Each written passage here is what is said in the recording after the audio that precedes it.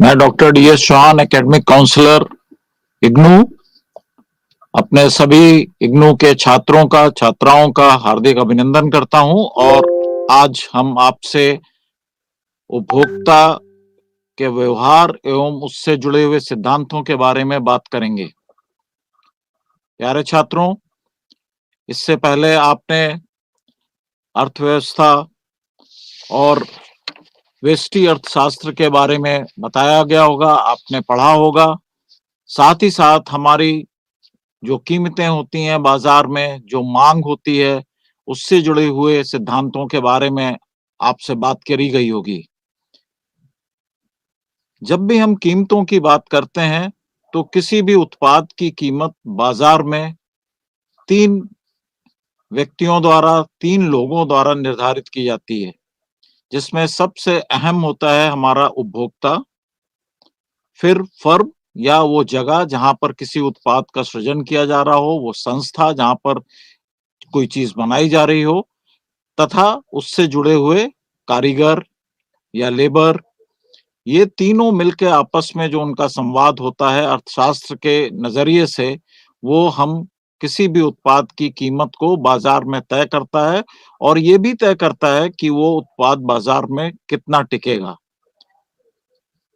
इन तीनों चीजों में जो सबसे अहम भूमिका होती है वो उपभोक्ता की होती है, क्योंकि उपभोक्ता ही है जो अपनी मांग के हिसाब से किसी उत्पाद को ढूंढता है। और जो फर्म होती हैं और जो हमारे जो प्रबंधक होते हैं, जो उन चीजों का सृजन करते हैं, वो उसके हिसाब से ही उस मांग की पूर्ति को ध्यान में रखते हुए उत्पादन को बढ़ाते या घटाते हैं। तो सवाल ये उठता है कि उपभोक्ता चाहता क्या है और उसकी मांग किन-किन सिद्धांतों पर, किन-किन स्तंभों पर, किन-किन आधार पर टिकी रहती है। तो सबसे पहले हमको कुछ चीजें अपने दिमाग में रखनी चाहिए। पहले तो ये हमको ये मानना चाहिए कि उपभोक्ता जो है वो एक विवेकशील, बुद्धिमान व्यक्ति है और वो बाजार में कुछ भी ऐसे ही नहीं खरीद लेता है। पहली चीज हमारे दिमाग में हमेशा ये रहनी चाहिए। दूसरी चीज, बात आती है कि उपभोक्ता जब अपना विवेक लगाता है, अपना दिमाग बुद्धिमत्ता लगाता है, तो क्यों? तो बात उठती है कि क्या उपभोक्ता की आवश्यकताएं हैं। उन आवश्यकताओं को ध्यान में रखते हुए उपभोक्ता हमेशा सोचता है कि मैं क्या चीज क्रय करूं या किस चीज की मांग करूं, किस उत्पाद को ढूंढूं बाजार में, जिससे मेरी कोई एक आवश्यकता पूरी होती हो। और ये जो आवश्यकता पूरी होती है, उसके लिए मुझे कितनी कीमत चुकानी चाहिए या कितनी चुकानी पड़ेगी। ये चीज को ध्यान में रखते हुए उपभोक्ता हमेशा क्रय करता है बाजार में। इसलिए अर्थशास्त्री हमेशा ये मानते हैं कि उपभोक्ता एक विवेकशील व्यक्ति है। दूसरी बात जो हमको हमेशा ध्यान रखनी चाहिए कि हर उपभोक्ता की पसंद का एक क्रम होता है, प्रेफरेंस जिसको हम कहते हैं। और ये जो हमारा पसंदगी है उपभोक्ता की, वो हमारी जो चीज को हम क्रय कर रहे हैं उसकी उपयोगिता पे निर्भर करता है। हमारे दिमाग में एक सवाल आएगा कि फिर आखिर उपयोगिता से क्या तात्पर्य है? अर्थशास्त्रियों का मानना है कि उपयोगिता एक मनोवैज्ञानिक स्थिति है। हमको किसी भी चीज से कितनी संतुष्टि, कितना हमारी सुखद संतुष्टि हमको प्राप्त हो रही है, उसका एक मनोवैज्ञानिक माप उपयोगिता के क्रम में, उपयोगिता के समय में हम सूचित करते हैं कि और हम उससे निर्धारित करते हैं कि कोई वस्तु मेरे लिए कितनी उपयोगी है। तो आवश्यकता को ध्यान में रखते हुए हम वस्तु का चुनाव कर लेते हैं और उस चुनी हुई वस्तु का जब हम उपभोग करते हैं, तो उससे हम अब उसकी उपयोगिता का आकलन करते हैं।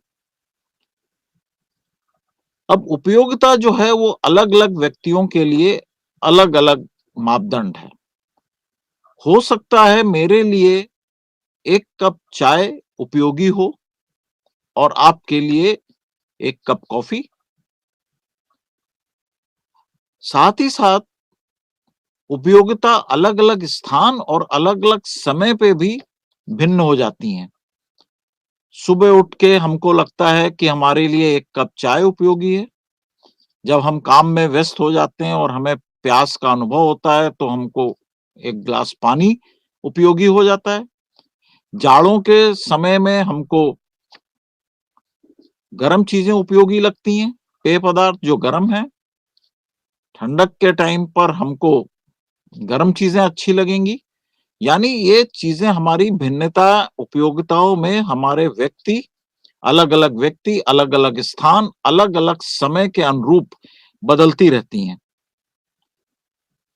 तो फिर ये एक सवाल उठता है अर्थशास्त्र में कि हम इन उपयोगिताओं को और एक उपभोक्ता की जो पसंद-नापसंद है, जिससे जुड़ी उसकी माँग है, उसको हम कैसे मापें? क्योंकि जब हम इस माँग को माप लेते हैं, इसका एक पैमाना निर्धारित कर लेते हैं, तो फिर जो लोग वस्तुओं का सृजन करते हैं, जो मैन्युफैक्चरर्स हैं, जो बनाते हैं, उनको एक संकेत मिलता है कि मेरी बनाई हुई वस्तु बाज़ार में टिक पाएगी, कितनी टिक पाएगी, कितनी नहीं टिक पाएगी और मुझे उसकी कीमत किस प्रकार से निर्धारित करनी है। अब बात ये हो जाती है हमारे पास कि निर्धारण करा कैसे जाए, क्योंकि अभी मैंने आपसे बोला कि उपयोगिता एक मनोवैज्ञानिक चीज़ है। तो क्या हम मनोवैज्ञानिक मापदंड को किसी पैमाने पे नाप सकते हैं?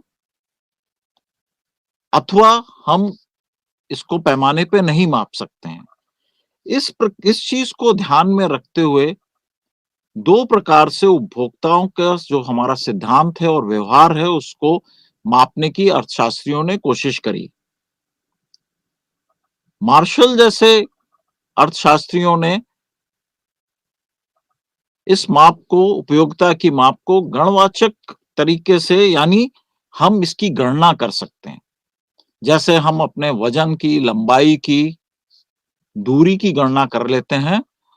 उन्होंने कहा कि हम इसकी गणना कर सकते हैं। उपयोगिता की गणना कर सकते हैं और यूटिल्स जैसी एक इकाई के बारे में बात करी। जब हम इस पे आए कि अच्छा यूटिल्स के तौर पर हम कुछ चीजें गणना कर सकते हैं और जिसको हम उपभोक्ता का गणनावाचक दृष्टिकोण भी कह सकते हैं, तो फिर सवाल आया कि क्या सभी प्रकार की उपयोगिताएं एक ही स्तर पर नापी जा सकती हैं, मापी जा सकती हैं? अर्थशास्त्रियों का मानना है कि उपयोगिता के 3 अलग-अलग स्थितियां होती हैं। पहली स्थिति जिसको हम कह सकते हैं किसी भी उपभोक्ता के लिए, जिसको हम प्रारंभिक उपयोगिता,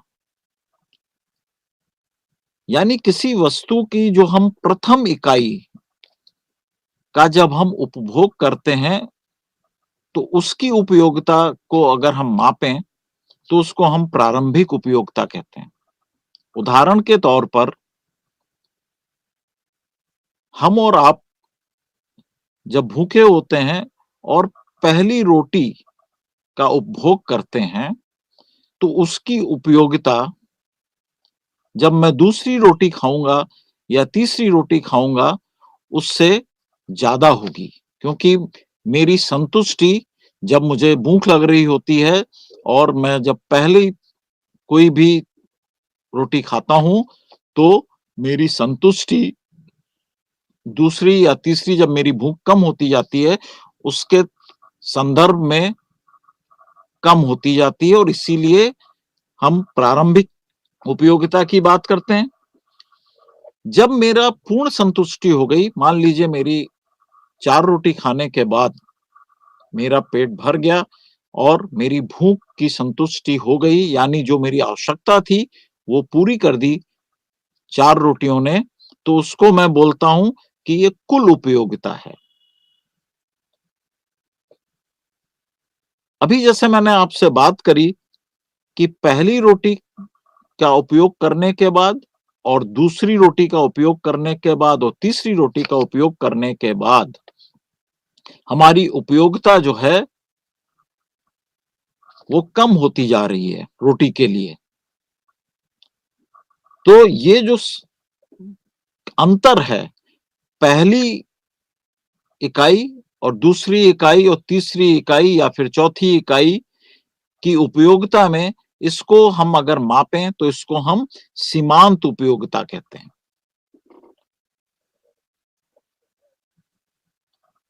ये जो माप है ये हम अगर यूटिल्स के जरिए करें यानी गणनावाचक अर्थशास्त्र में जाएं तो क्या ऐसा संभव है कि हम इसकी माप करें यूटिल्स के जरिए? और क्या हम कुल उपयोगिता निकाल सकते हैं की गणना कर सकते हैं? क्या हम उसके आधार पर सीमांत उपयोगिता की गणना कर सकते हैं? इन चीजों को अर्थशास्त्रियों ने यूटिल्स के रूप में नापा और उन्होंने कोशिश करी कि हम इसके हिसाब से मांग की जो हमारी अवधारणा है कि उपभोक्ता किस चीज के लिए कितना उपयोगी समझता है किसी वस्तु को और उसकी क्या मांग होगी, इसकी गणना की कोशिश करी। यहां पर एक चीज का और हमको ध्यान रखना है और वो ये चीज है कि प्रारंभिक उपयोगिता और उसके बाद कुल उपयोगिता और सीमांत उपयोगिता के बीच में भी क्या कुछ ऐसा होता है जिसको हमें ध्यान रखना है। तो आप ये मान के चलें, उदाहरण जैसे मैंने आपको दिया कि जब मैंने पहली रोटी का उपभोग किया तो उसकी उपयोगिता मेरे लिए, अगर मैं उपभोक्ता हूं तो ज्यादा थी। जब मैंने दूसरी रोटी का उपभोग किया तो उस रोटी की वजह से उपयोगिता जरूर कम थी, लेकिन मेरी कुल उपयोगिता बढ़ गई क्योंकि पहली और दूसरी रोटी को जब हम योग करेंगे उसकी उपयोगिता का तो बढ़ जाएगा। ऐसे होते हुए जब मैंने 4 रोटियों का उपभोग कर लिया और मुझे पूर्ण संतुष्टि मिल गई, तो मेरी कुल उपयोगिता तो जरूर बढ़ गई, लेकिन मेरी सीमांत उपयोगिता कम हो रही थी। और छात्रों कभी सोचिए कि जब आपका पेट पूरी तरह भर जाता है, आपकी संतुष्टि पूरी हो गई, मनोवैज्ञानिक तौर से आपकी भूख पूरी हो गई और फिर अगर आपको कोई कहे कि 5वीं रोटी भी खाइए या खरीद लीजिए, तो आप मना करेंगे, नहीं कहेंगे, क्योंकि अब जो सीमांत उपयोगिता होगी इस 5वीं रोटी को लेने से वो शून्य हो जाएगी। और अगर मान लीजिए थोड़ी सी देर के लिए किसी के बहुत ज्यादा आग्रह करने पे आपने वो 5वीं रोटी खा ली, उसकी उपयोगिता आपके लिए नहीं थी, लेकिन अगर उसने आपको फिर कहा कि थोड़ा और खा लीजिए, 6ठी रोटी खा लीजिए, तो हो सकता है आपको व्यथा हो जाए, आपको परेशानी हो जाए। तो ये उपयोगिता माइनस में चली गई अगर हम इसका गणना करें। तो इसी को हम कहते हैं हर्षात्मक, डेप्रिशिएटेड मार्जिनल यूटिलिटी या सीमांत उपयोगिता।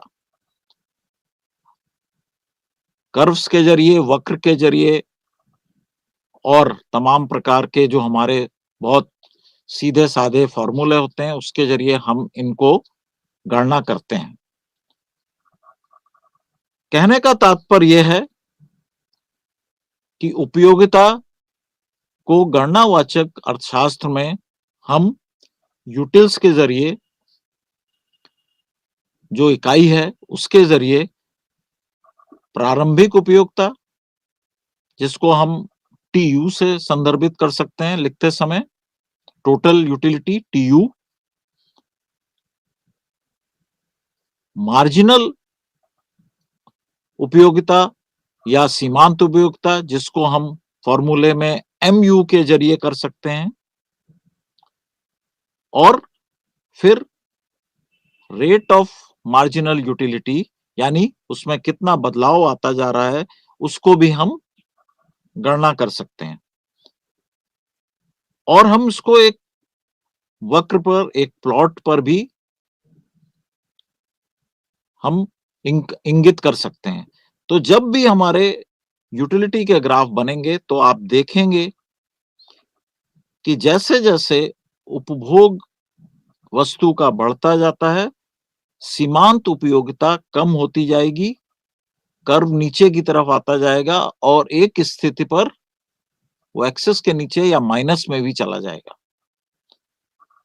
छात्रों, इस बात को ध्यान रखें कि ये सारी बातें हम जो अभी तक हमने करी, वो हम इस सिद्धांत पे चल रहे हैं कि हम उपयोगिता की गणना अंकों में कर सकते हैं।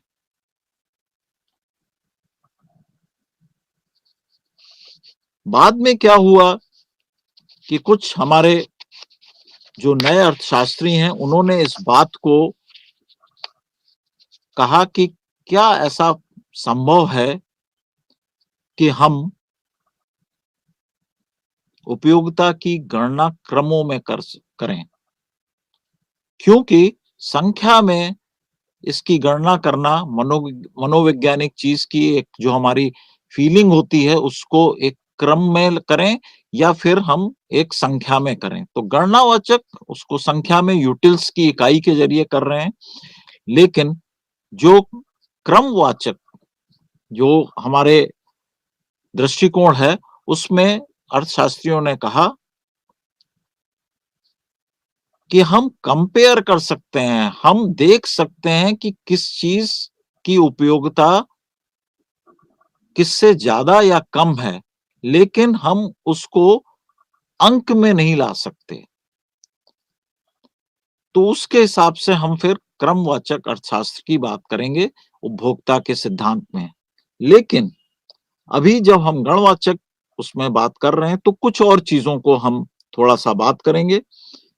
जैसे मैंने आपसे कहा कि मार्जिनल यूटिलिटी रेट या हाशमान सीमांत उपयोगिता, क्या हर्ष हो रहा है उसमें, कैसे कैसे कम होता जा रहा है जैसे जैसे हम किसी चीज को उपयोग कर रहे हैं, ये बात हमने करी। दूसरा जो हमारा उपभोक्ता के लिए एक सिद्धांत होता है कि मैं बुद्धिमान हूं, विवेकशील हूं, मैं अपनी आवश्यकता के अनुसार चीज को खरीदूंगा, आवश्यकता के अनुसार मैं अपनी कितनी चीज खरीदना है वो भी सोचूंगा और उतना ही पैसा खर्च करूंगा। लेकिन एक और चीज है जो उपभोक्ता को बाध्य करती है कि मेरी मांग सच में बाजार में कितनी होगी, और जिसको मैं कहता हूं बजट प्रतिबंध। यानी मेरी आय क्या है, किसी भी चीज के लिए मैंने कितनी आय को निर्धारित किया है। एक बहुत छोटा सा उदाहरण है कि मान लीजिए मेरी आय 10,000 रुपये महीना है और मेरी कुल बचत या जो भी संसाधन मेरे पास हैं वो कुछ 1 लाख 2 लाख रुपए हैं, और मैं किसी कार के शोरूम में जाता हूं और वहां पर 1 करोड़ वाली कार मुझे पसंद आ रही है, मेरी चाह भी है, लेकिन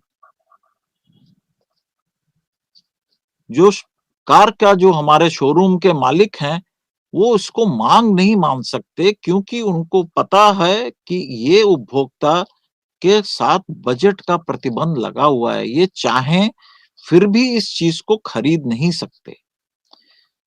तो बजट की प्रतिबंध को भी बाजार देखता है कि कितना बजट के अंतर्गत कितने उपभोक्ता हैं, और फिर उनकी जो पसंदगी है, उनकी जो उपयोगिता है उपभोग की गई वस्तु को, उससे कोरिलेट करके, उससे समायोजित करके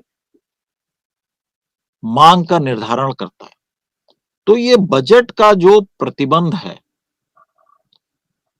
ये भी हमारे उपभोक्ता सिद्धांत का एक अहम हिस्सा है।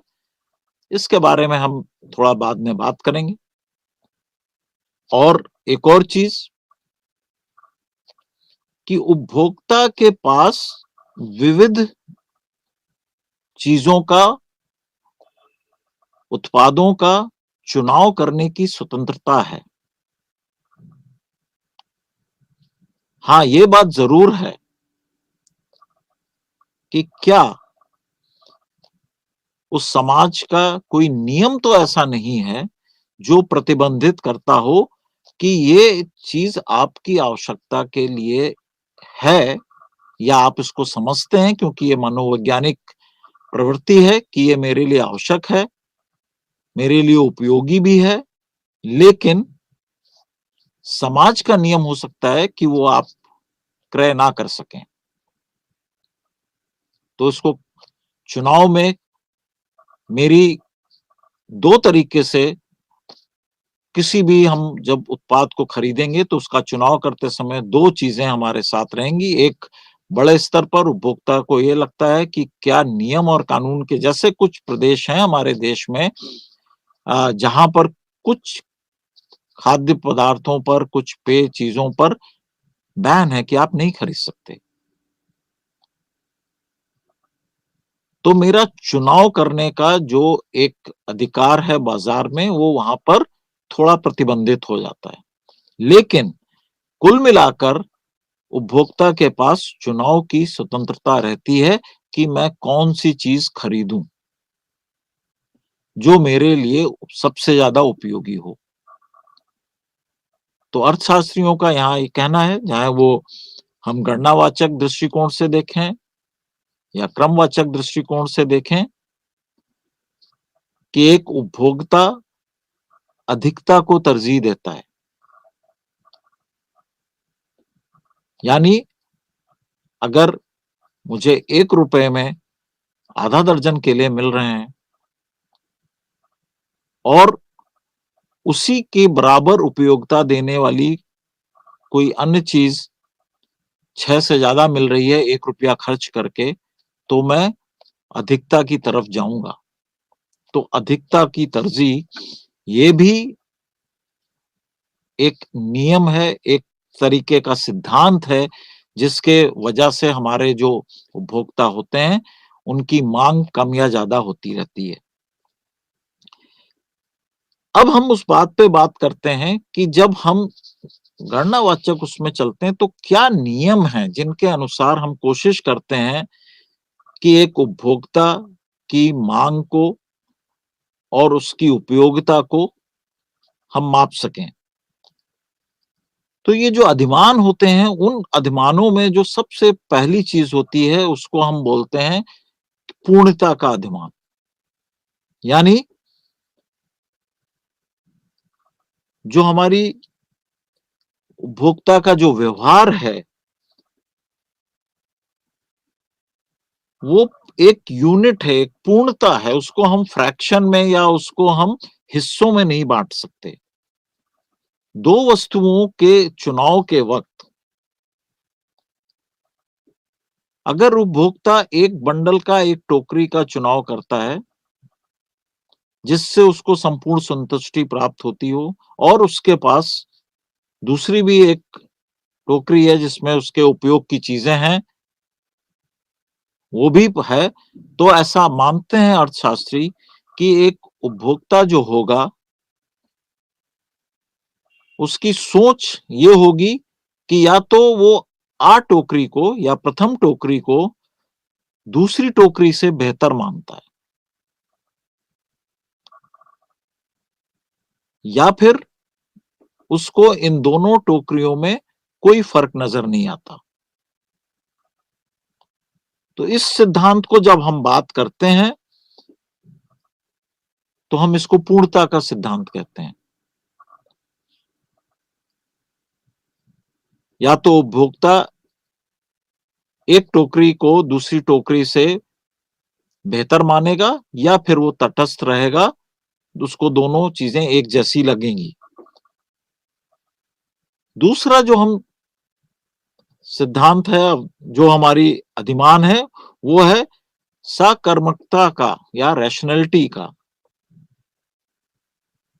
जैसे कि अगर कोई उपभोक्ता कहता है कि मुझे आ से ज़्यादा बा पसंद है। और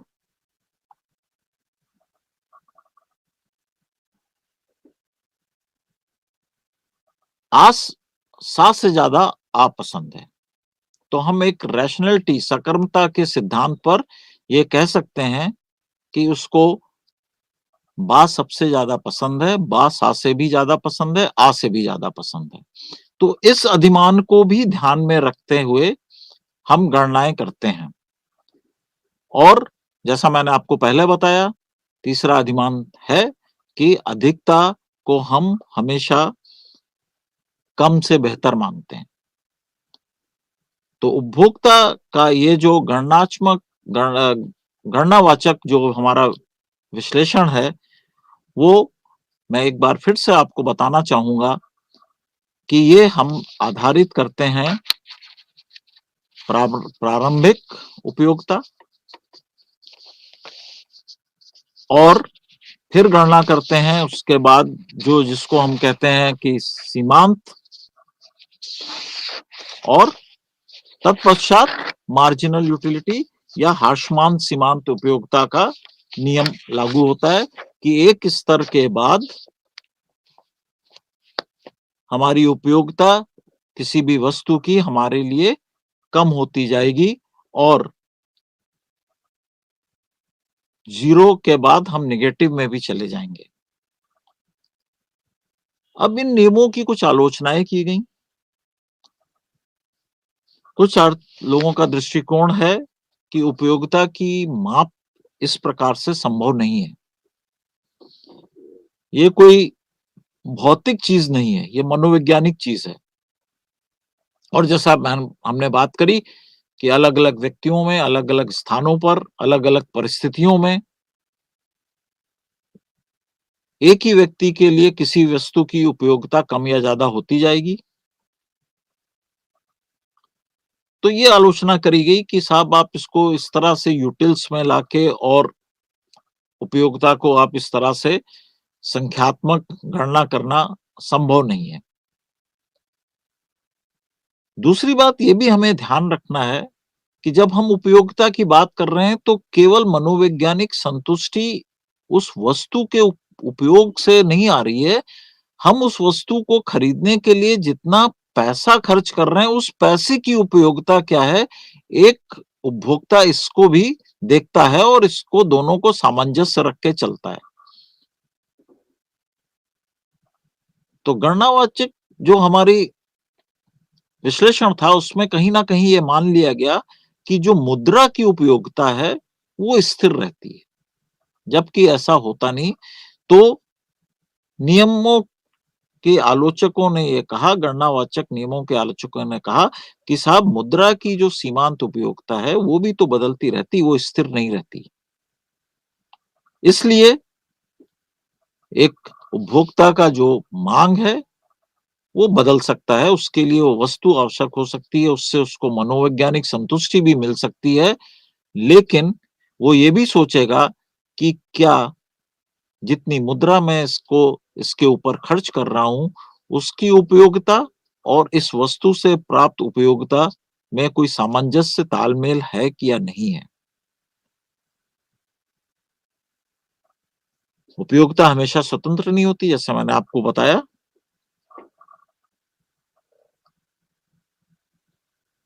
कि अलग केवल एक वस्तु की उपयोगिता जो है वो दूसरी वस्तु के ऊपर भी निर्भर करती है। बहुत साधारण सा एक उदाहरण है कि अगर हम बिस्किट खाते हैं तो वो उपयोगी है, मनोवैज्ञानिक रूप से मुझे संतुष्टि देता है, स्वाद की वजह से, ऊर्जा देने की वजह से, मेरी भूख को मिटाने की वजह से। लेकिन अगर मुझे चॉइस मिलती है, मुझे चुनाव करने का मौका मिलता है और मैं कहता हूं कि ये बिस्किट मैं चाय के साथ खाऊंगा, तो बिस्किट की उपयोगिता मनोवैज्ञानिक रूप से मेरे लिए और बढ़ जाती है। यानी चाय के आने से, एक दूसरी वस्तु के आने से बिस्किट की उपयोगिता कम या ज़्यादा हो सकती है। हो सकता है कोई व्यक्ति ऐसा हो जिसको चाय के साथ बिस्किट खाना पसंद नहीं हो, तो उसके लिए वो कम हो जाएगी अगर चाय के साथ खाना पड़ रहा है। तो कहने का तात्पर्य ये है कि उपयोगिता हमेशा स्वतंत्र नहीं रहती, और भी कई कारक होते हैं कि उस उपयोगिता को कम या ज़्यादा कर देंगे।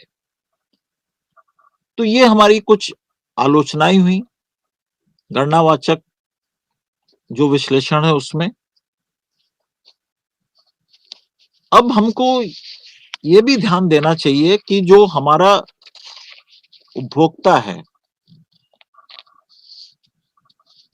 वो किस चीज़ को कब तक खरीदता है। अंग्रेजी में हम इसको कई बार बोल देते हैं आजकल कि वैल्यू फॉर मनी क्या है। तो उपभोक्ता का संतुलन एक वस्तु की स्थिति में आपको ये ध्यान रखना पड़ेगा कि उपभोक्ता ये देखता है कि जिस चीज़ को मैंने क्रय करूँगा या मेरी आवश्यकता है, उससे जो उपयोगिता आ रही है और जितना पैसा मैं उस पे लगा रहा हूँ, मुद्रा की जो उपयोगिता है, उनका क्या सामंजस्य है। तो जब तक वस्तु की जो उपयोगिता है, जिस चीज़ का हम उपभोग कर रहे हैं, क्रय कर रहे हैं, उसकी उपयोगिता दी जाने वाली मुद्रा की उपयोगिता से ज़्यादा रहती है, तब तक उपभोक्ता उस चीज़ को क्रय करेगा। जिस बिंदु पर आके उसको ये लग जाता है कि मुद्रा की उपयोगिता वस्तु की उपयोगिता से ज़्यादा है, वो उस क्रय को नहीं करेगा। इसको हम जो एक बिंदु होता है, इसको हम संतुलन बिंदु कहते हैं। अगर आप इसको एक वक्र पे एक ग्राफ में प्लॉट करेंगे, तो जो कर्व है उसमें एक स्थिति ऐसी आएगी जहां पर जो वस्तु की कीमत है, अगर हम उसको P से डिनोट करेंगे, वो आपको एक लाइन, सीधी लाइन पर एक्स एक्सिस पर आपको दिखेगी। और जैसे-जैसे हम वस्तु को खरीदते जाएंगे, एक स्थिति ऐसी आएगी जहां पर वस्तु की उपयोगिता मुद्रा की उपयोगिता से कम हो जाएगी, और जैसे ही वो बिंदु आता है जहां से वो कम होने लगे, उसको हम एक कह सकते हैं कि ये उपभोक्ता के लिए संतुलन बिंदु है। इसी के क्रम में, इसी तरीके से हम एकल वस्तु के लिए ये निकाल लेते हैं कि उपभोक्ता का संतुलन कितना है। जैसे मान लीजिए एक एक्स वस्तु है, एक एक एक्स इकाई है जिसकी कीमत 10 रुपए है, और उसकी जो वस्तु की उपयोगिता है, मान लीजिए वो 18 यूटिल्स है। यानी वस्तु की कीमत 10 रुपए या 10 यूटिल्स, तो मुद्रा की उपयोगिता 10, और जो वस्तु मैंने खरीदी उस 10 रुपए में, उसकी उपयोगिता 18 यूटिल्स, 18, यानी 8 यूटिल्स उस वस्तु की उपयोगिता मेरे लिए ज्यादा है, और इसलिए ये मेरी पसंद होगी कि मैं इसको खरीदूं। उसी चीज की जब मैं 2 इकाइयां खरीद लेता हूं,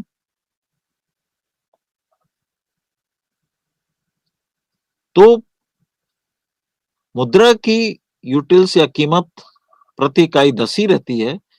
लेकिन जैसे मैंने आपसे बताया था कि जैसे आप ज्यादा खरीदते हैं, एक के बाद जब आप दूसरी रोटी खाते हैं, तो आपकी संतुष्टि थोड़ी कम होने लगती है, उपयोगिता कम होने लगती है। तो सीमांत उपयोगिता मान लीजिए यहाँ पर 16 रह जाती है। तो अभी भी मुद्रा की उपयोगिता 10, वस्तु की उपयोगिता 2 इकाइयां खरीदने के बाद भी मान लीजिए 16, तो मैं प्लस में हूं, 6 में हूं, मैं खरीदूंगा। फिर मैंने तीसरी इकाई खरीद ली, तो इकाई लागत तो 10 है, लेकिन 30 रुपए मेरे खर्च हुए एक तरीके से। मुद्रा की उपयोगिता 10 ही रही है और सीमांत उपयोगिता आप घट के मान लीजिए 12 रह गई, तो भी मैं 2 घनात्मक में हूं। लेकिन जैसे ही मैंने चौथी इकाई खरीदी, तो जो सीमांत उपयोगिता है उस इकाई की, उस उपभोग की चीज की, वो मान लीजिए 10 रह जाती है। तो मुद्रा की उपयोगिता भी 10 और जो चीज मैंने क्रय करी उसकी उपयोगिता भी 10 यूटिल्स, यानी अभी मैं 0 पे आ गया और इसको हम कहेंगे कि ये उपभोक्ता के लिए संतुलन बिंदु है। अब इसके बाद अगर वो और इकाइयां खरीदेगा इसी रेट पर, तो वो ऋणात्मक उपयोगिता में पहुंच जाएगा। इसमें इस बात को ध्यान रखना है छात्रों कि हमने क्रय करने वाली वस्तु या उपभोग करने वाली वस्तु की कीमत 1 रखी है, 10। लेकिन व्यवहारिक जीवन में ऐसा होता नहीं, कीमतें बदलती रहती हैं, बजट बदलते रहते हैं।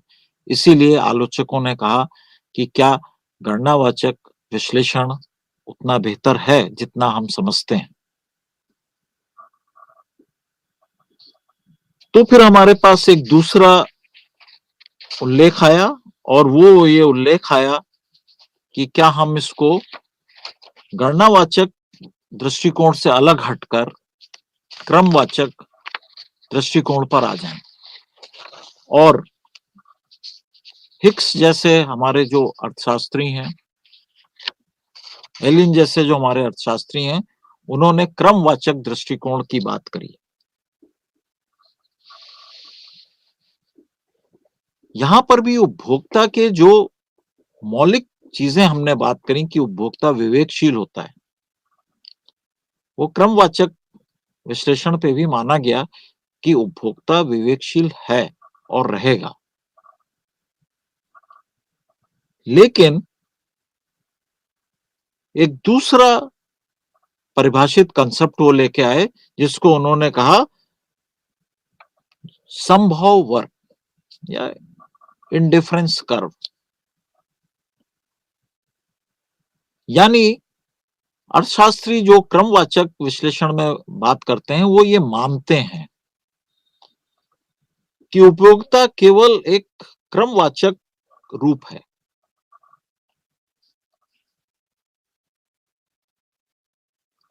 तो मैं उपयोगिता की गणना अधिक, कम या समान रूप में कर सकता हूं। यानी मैं कंपेयर कर रहा हूं, X is better than Y, X Y से बेहतर है, या वाई एक्स से बेहतर नहीं है, कम है, या एक्स और वाई बराबर हैं। तो क्रमवाचक उसमें हम एक क्रम निर्धारण कर रहे हैं कि ये अधिक है, कम है या समान है। और क्रमवाचक अर्थशास्त्री मानते हैं कि ये निर्धारण करना किया जा सकता है, निर्धारित किया जा सकता है कि ये अधिक है, कम है या समान है। लेकिन ये कितना अधिक है, कितना कम है, या इसकी गणना संभव नहीं है, क्योंकि जैसा मैंने आपसे पहले भी कहा कि उपयोगिता एक तरीके की मनोवैज्ञानिक संतुष्टि है, प्रवृत्ति है। इसी चीज को आगे बढ़ाते हुए, जैसे हमने थोड़ी देर पहले बात करी थी, क्रमवाचक विश्लेषण में यह कहा गया कि हां,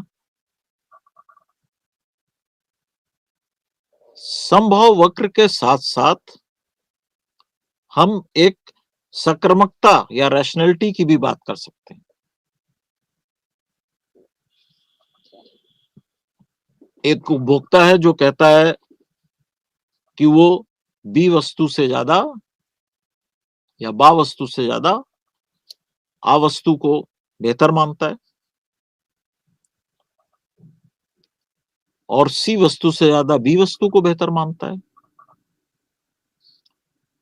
तो सकर्मकता के नियम से हम ये कह सकते हैं कि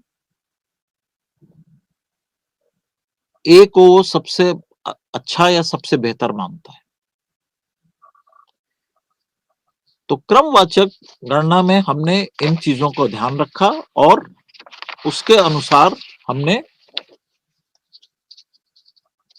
कुछ विश्लेषण करने शुरू करे। तो ये संभव का विश्लेषण आया और आपको ध्यान होगा छात्रों कि जब हम गणनावाचक बात कर रहे थे तो हमने वहां पर बात करी थी उपयोगिता की, प्राथमिक उपयोगिता, कुल उपयोगिता, सीमांत उपयोगिता।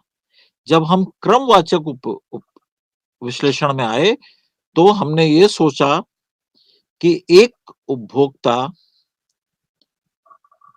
एक वस्तु के ऊपर दूसरी वस्तु को तरजीह देता है, कम या ज्यादा समझता है। लेकिन इसका यह मतलब नहीं है कि वो उन दोनों में से किसी एक ही वस्तु को खरीदेगा। अगर उसकी संतुष्टि के लिए उसको एक टोकरी मिलती है जिसमें दोनों वस्तुएं हैं, तो वो ये निर्णय लेगा कि मैं आ वस्तु कितनी खरीदूं और बा वस्तु कितनी खरीदूं, या केवल आ वस्तु खरीदूं या केवल बा वस्तु खरीदूं। कहने का तात्पर्य यह है कि मान लीजिए मैंने ये सोचा कि मुझे 10 सेब खरीदने चाहिए और मेरे पास सेब की कीमत अगर 1 रुपए प्रति सेब है और मेरे पास मेरे बजट के अनुसार 10 रुपए हैं और मैंने अपनी आवश्यकताओं को ध्यान में रखते हुए, सेब की उपयोगिता को ध्यान में रखते हुए मैं निर्णय लेता हूं कि मैं पूरे ये 10 रुपए खर्च करके 10 सेब खरीदूंगा।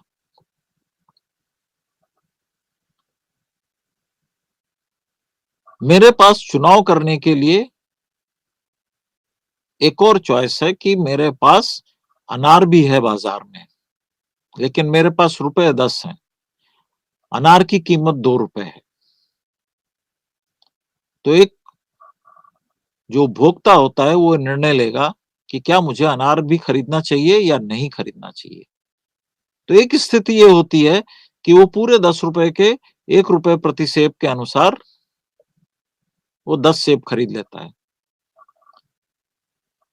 लेकिन उसको लगता है कि मेरे परिवार में कोई एक सदस्य है जिसको अनार बहुत पसंद है, या हो सकता है उसको किसी ने सलाह दी हो कि आप अनार खाइए। तो वो निर्णय लेता है कि मैं 8 सेब खरीद लेता हूं और 1 अनार खरीद लेता हूं, क्योंकि अनार 2 रुपए का है। तो 10 रुपए में उसने 8 सेब खरीदे और 1 अनार खरीदा। तो अब यहां पर आप ये ध्यान देने की बात है कि 1 अनार को खरीदने के लिए उसने 2 सेबों का परित्याग किया।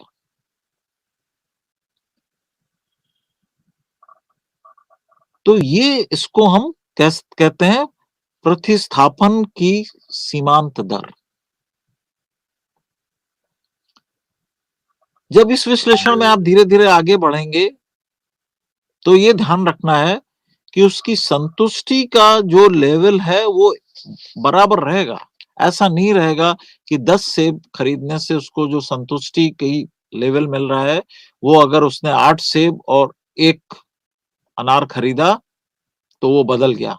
क्योंकि उपभोक्ता ऐसा नहीं चाहेगा। उपभोक्ता हमेशा चाहेगा कि उसकी संतुष्टि जो उसको जरूरत है, उसकी जरूरत, उसकी जो उपयोगिता है वो बराबर रहे।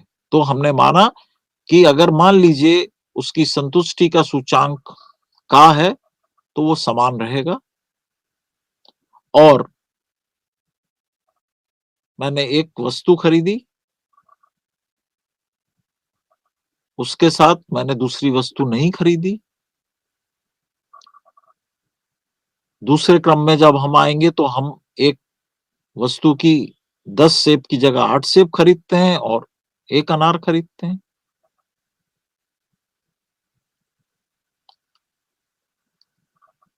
तो धीरे-धीरे अगर आप इस उसमें जाएँगे तो आप देखेंगे कि उपभोक्ता और वस्तु की जो कीमत है उसको ध्यान में रखते हुए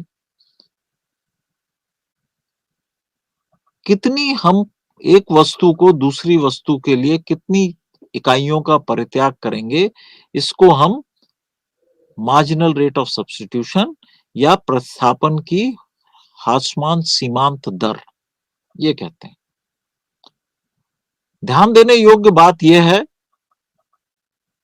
कि गणनावाचक विश्लेषण में हम उपयोगिता की सीमांत दर के बारे में बात कर रहे थे। क्रमवाचक विश्लेषण में हम प्रतिस्थापन की सीमांत दर की बात कर रहे हैं। यानी क्रमवाचक दृष्टिकोण में, जैसा मैंने आपको पहले कहा, अधिक, कम या बराबर। मेरी नजर में, उपभोक्ता की नजर में किस चीज की कितनी उपयोगिता है, वो एक दूसरे से अधिक, एक वस्तु से दूसरे वस्तु के बीच में अधिक होगी, कम होगी या बराबर होगी। इसको जब हम ध्यान में रखते हुए एक तालिका में लाते हैं तो इसको हम संभाव अनुसूची या संभाव तालिका कहते हैं। और अगर हम इसको एक ग्राफ में, एक वक्र में इसको रेखांकित कर दें तो इसको हम समभाव वक्र कहते हैं। तो समभाव वक्र दो वस्तुओं के उन सभी संयोजनों का एक विस्तृत रूप है। आसानी के लिए मैंने आपको बता दिया कि 10 सेब और एक भी अनार नहीं, 8 सेब, 1 अनार। इस तरह की तमाम संभावनाएं होंगी। हो सकता है जो उपभोक्ता है वो 6 सेब 2 अनार खरीदे। तो दो वस्तुओं की वो सभी समायोजन जो एक बिंदु पथ पर रखे जा सकते हो, उसको हम समभाव वक्र कहते हैं। समभाव वक्र हमेशा बाएं से दाएं की ओर और कॉन्वेक्स अंदर की तरफ दबा हुआ होगा। समभाव वक्र की एक और बात है, अगर हम उसको अलग अलग चीजों के लिए, एक से ज्यादा चीजों के लिए ले आए तो हम उसको संभव मानचित्र के रूप में भी, यानी एक से ज्यादा वक्र अगर हम बना देते हैं तो उसको संभव मानचित्र भी बोलते हैं।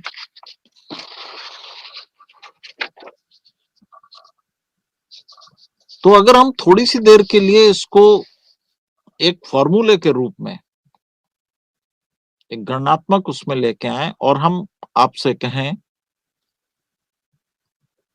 कि ह्रासमान सीमांत प्रतिस्थापन या marginal rate of substitution, MRS, को हम कैसे गणना कर सकते हैं, तो सांख्यिकी के हिसाब से, अर्थशास्त्र में उसको हम बोलेंगे कि एमआरएस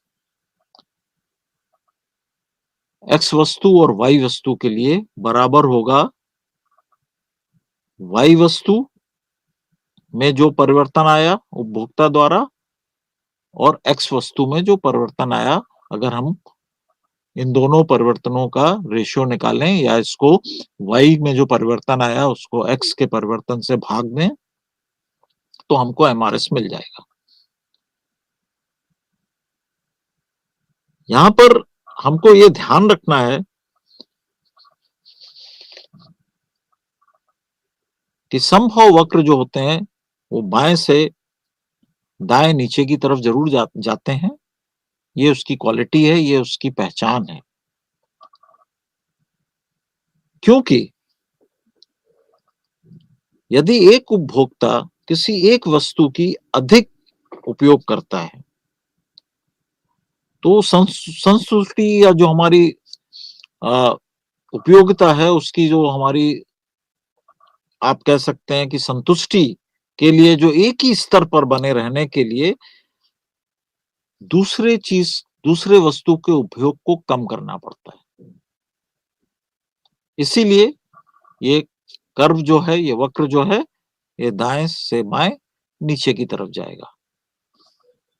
संभव वक्र में जो एक और चीज है जिसको हमें ध्यान रखेंगे, जब आप अपनी पुस्तक में देखेंगे, अपने जो आपके पास पाठ्यक्रम से संबंधित पुस्तकें और नोट्स होंगे, जब आप उसमें देखेंगे, तो संभव वक्र सामान्यतः जो हमारा मूल बिंदु होता है 0, उसके सापेक्ष ऊपर रहता है। ये भी ध्यान रखें कि संभव वक्र कभी एक दूसरे को काट नहीं सकते। इसका कारण है, और इसका कारण है कि प्रत्येक संभव वक्र जो है वो अलग-अलग संतुष्टि को प्रदर्शित करता है। इसलिए ऐसा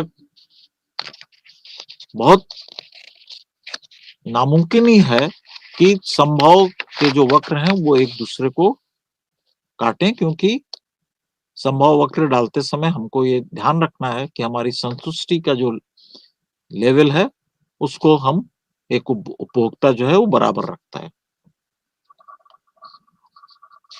अब जो हमारे पास जो तीसरी एक बड़ी बात आती है, वो आती है बजट। मेरी संतुष्टि का लेवल कुछ हो सकता है, मेरी आवश्यकता कुछ हो सकती है, उपभोक्ता की आवश्यकता कुछ हो सकती है, उसको उससे प्राप्त संतुष्टि कुछ हो सकती है। वो अलग-अलग उपयोगी चीजों को एक दूसरे के समायोजन के साथ करने की इच्छा रख सकता है, लेकिन उसको क्रय करने के लिए उसके पास क्रय करने की क्षमता होनी चाहिए, जिसको हम अंग्रेजी में परचेजिंग पावर कहते हैं। क्रय शक्ति या क्रय क्षमता। और ये जो हमारे पास संसाधन है मुद्रा का, उसको हम किस चीज के लिए कितना खर्च करेंगे, उपयोगिता को ध्यान में रखते हुए, उसको हम बजट कहते हैं। आसान शब्दों में, मान लीजिए मेरी आय 10 रुपए है और मैं विवेकशील उपभोक्ता हूं, जो कि अर्थशास्त्री मानते हैं कि उपभोक्ता विवेकशील होते हैं। तो उपयोगिता को ध्यान में रखते हुए मैं सोचूंगा कि मुझे इसमें से 1 रुपया मुझे एक घर चाहिए रहने के लिए, उस पर खर्च करना होगा। हो सकता है 1-2 रुपया जो है बच्चों की पढ़ाई, अन्य चीजों पे खर्च करनी हो।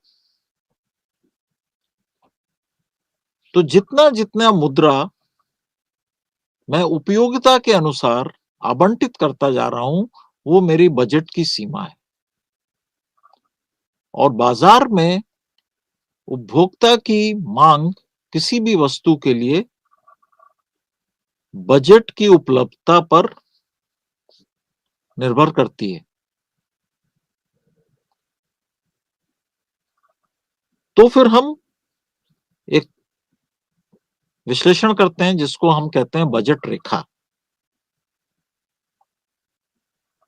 तो उपभोक्ता अपनी संतुष्टि को संपूर्ण करने के लिए प्रयास करेगा।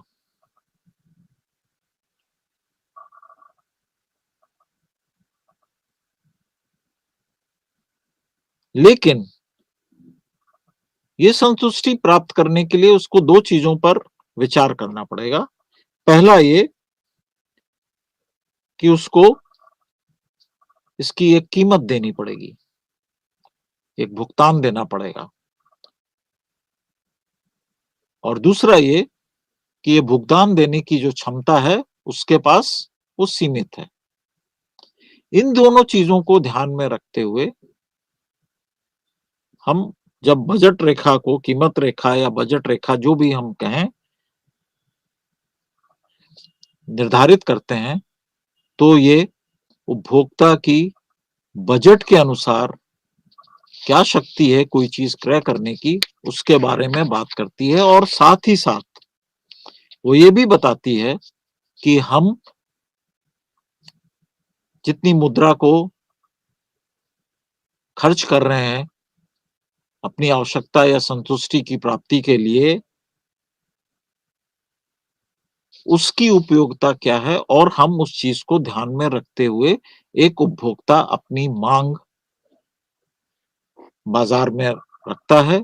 और अगर अर्थशास्त्री इस चीज को ठीक से समझ लेते हैं, और जो हमारे सृजन करने वाली संस्थाएं हैं उनको इस बात का पता चलता है, तो मांग और पूर्ति का जो सामंजस्य है उसको बनाने में किसी भी उपभोक्ता की जो बजट की सीमाएं हैं वो एक अहम चीज होती है। तो केवल यूटिलिटी या उपयोगिता, केवल पसंद या प्रेफरेंस, केवल चुनाव या चॉइस ही नहीं, बजट की उपलब्धता भी बाजार में मांग एवं पूर्ति संतुलन को बनाए रखने में एक महत्वपूर्ण कदम है। अब जो हमारा उपभोक्ता की जो आय है उसमें कई बार परिवर्तन होता है समय समय पर, और उस आय के साथ साथ जो है हमारी जो बजट है वो कम ज्यादा होती है। अर्थशास्त्र के हिसाब से जैसे जैसे हम चीजों को ज्यादा खरीदते जाते हैं उससे उसके मूल्य में भी परिवर्तन आएगा। कम या ज्यादा क्रय करने से वस्तु के मूल्य में भी परिवर्तन आएगा। और इन सब चीजों को आकलन करके ही हम इस बात पर पहुंचते हैं कि उपभोक्ता का सिद्धांत मांग के लिए, बाजार के लिए क्या है। एक और चीज मैं आपको यहाँ पर बताना चाहूंगा जिसको हम कहते हैं कि उपभोक्ता का अतिरेक। यानी उपभोक्ता के अतिरेक का मतलब यह है कि खास करके जो हमारे वेलफेयर वाले जो बजट होते हैं या चीजें होती हैं उसमें इसका एक निर्धारण होता है। ये इस सिद्धांत पर आधारित है, वो इस सिद्धांत पर आधारित है कि किसी भी वस्तु को खरीदने के लिए या उसका उपयोग करने के लिए एक उपभोक्ता जितना पैसा खर्च करता है और जितनी उससे उसको उपयोगिता मिलती है उसमें फर्क होगा। उदाहरण के तौर पर हम सड़क पे जाते हैं और हम एक रोड टैक्स कह लीजिए देते हैं,